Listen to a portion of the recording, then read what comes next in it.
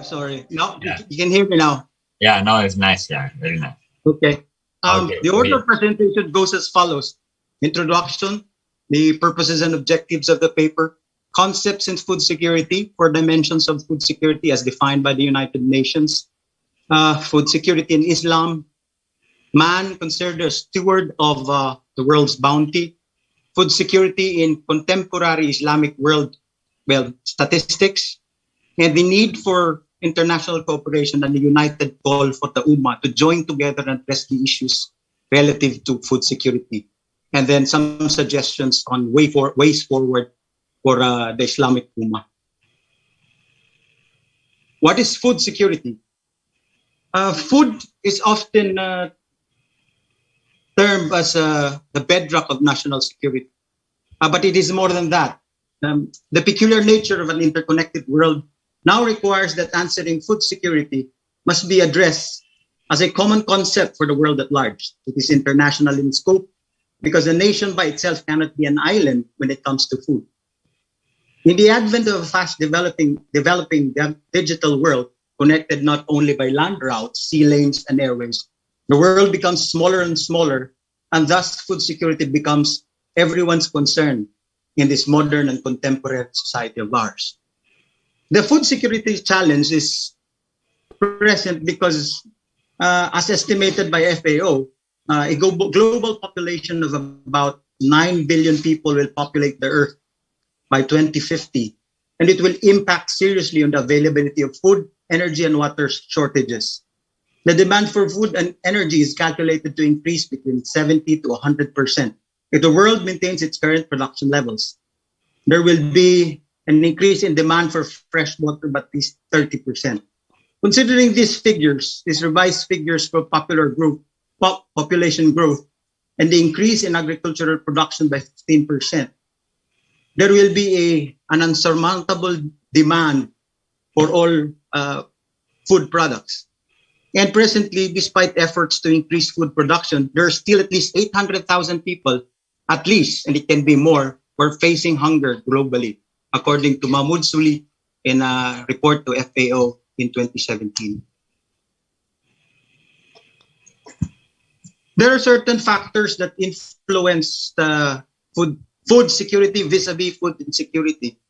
In the part of that will be the fact that we only have finite land resources coupled with the climate change, and on the other side, exponential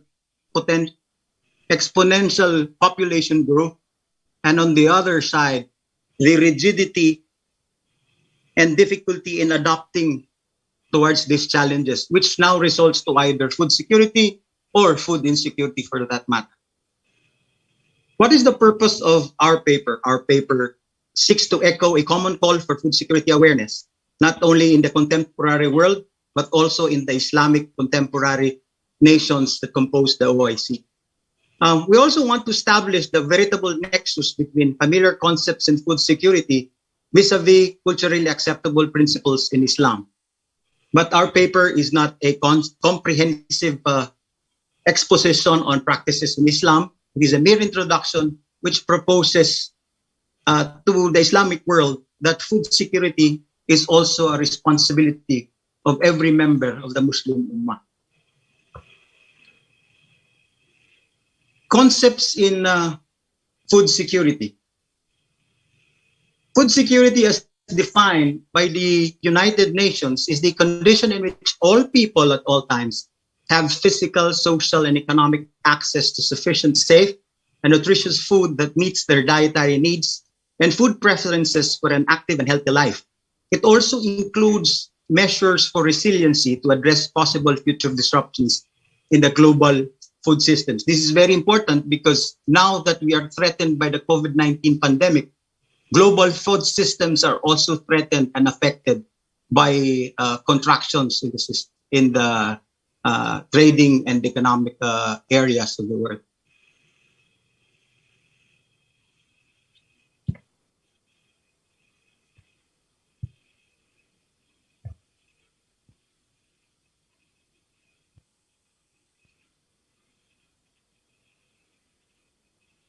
What are the types of food insecurity?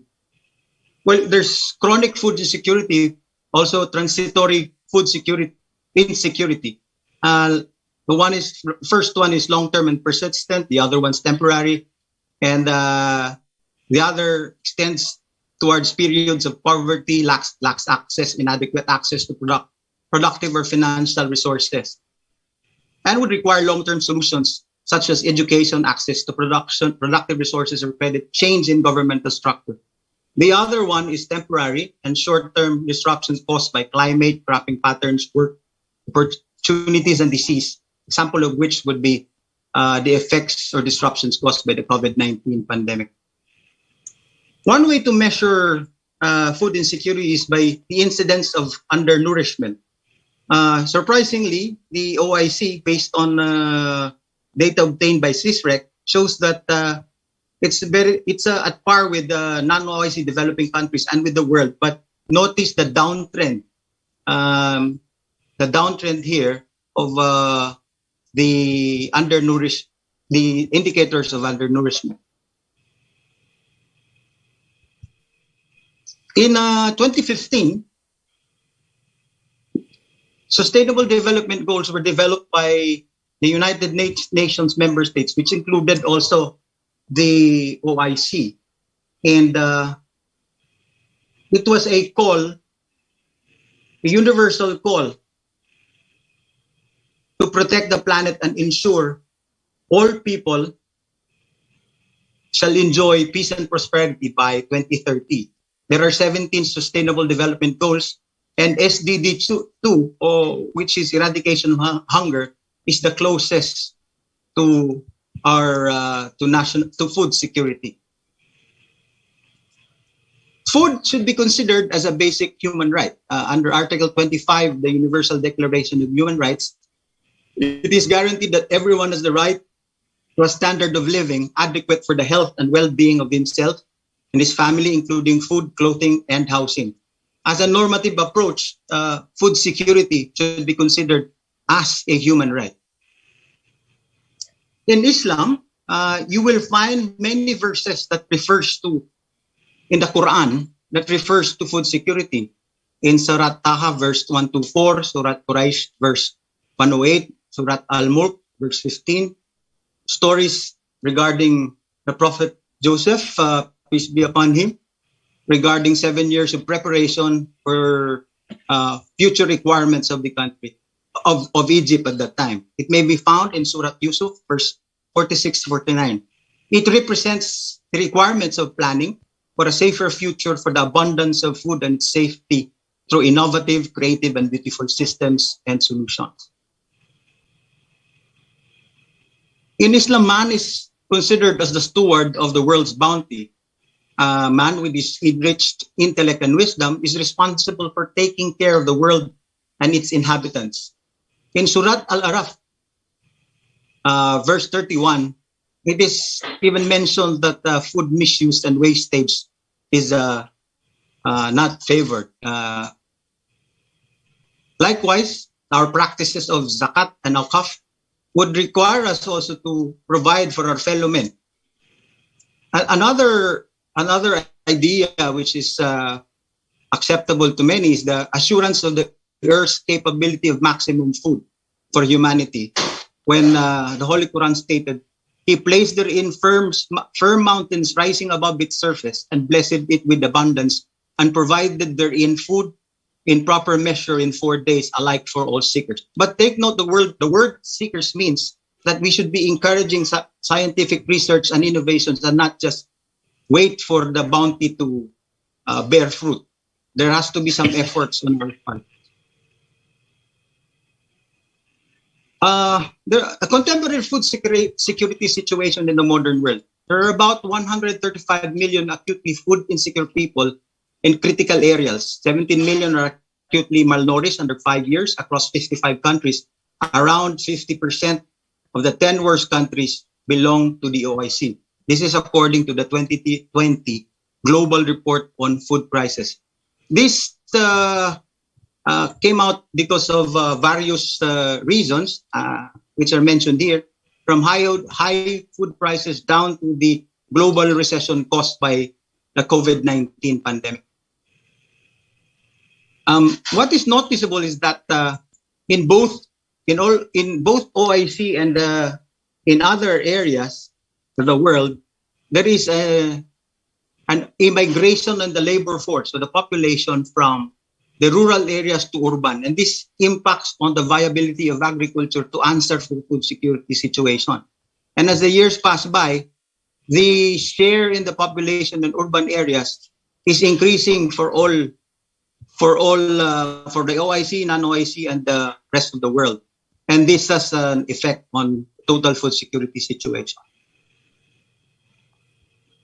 We try to divide largely food security in Islamic countries into two. One in the Asian Pacific, which includes the Malay world, because of its high economic growth, the fact that it's gifted with natural resources, rich natural resources, and that some areas though are seriously challenged. Many of the problems are caused by the lack of food access and food wastage, packaging and storage. And in many areas, you'd notice that fruits fall to the ground without being harvested.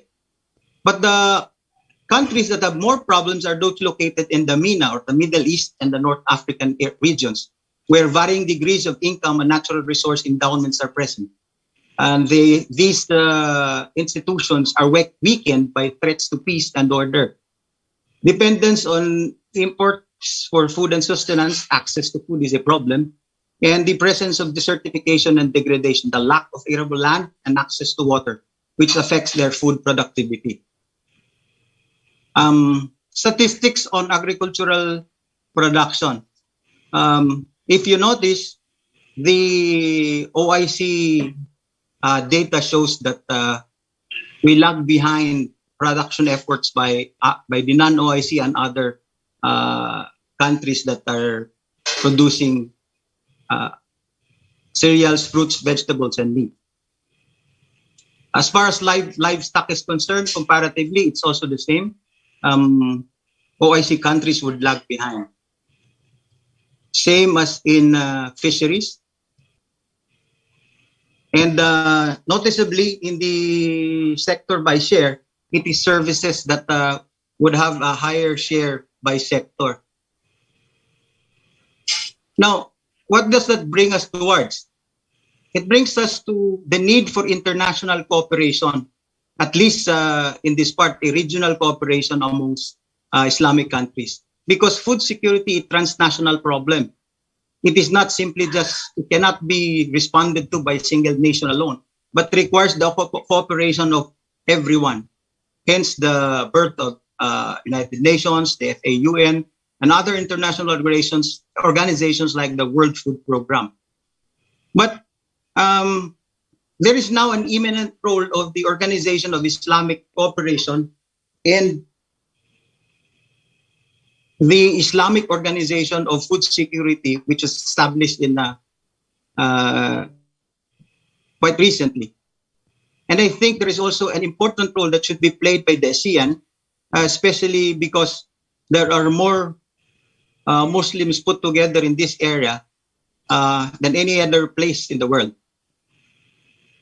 The way forward, as propounded by a study by CISREC, would be the following: agricultural resource management, agricultural infrastructure improvement, micronutrient deficiency, innovations to address climate change and agricultural development, addressing migration and adaptation, and for COVID-19 problems on the demand and supply side, removal of key logistics bottlenecks.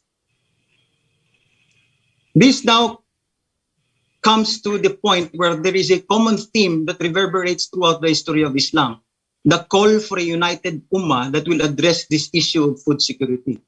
It calls for a common reform agenda. It calls for united action to address the common challenge of food security. And the Malay world is in a unique position to spearhead these efforts even beyond the confines of the North Central region because of its special role nowadays. If you notice, based on the products and commodities, many of the main commodities would already include products which are produced by both Indonesia and Malaysia as top producers. But if I take 2 minutes, okay? Yeah. And finally, we would like to show this last slide, which will show countries in the OIC that would need aid insofar as the food security is concerned. With that, we continue the call for a united action for food security amongst the Muslim Ummah. And that's it. Shukran jazilan. Jazakallahu khairan.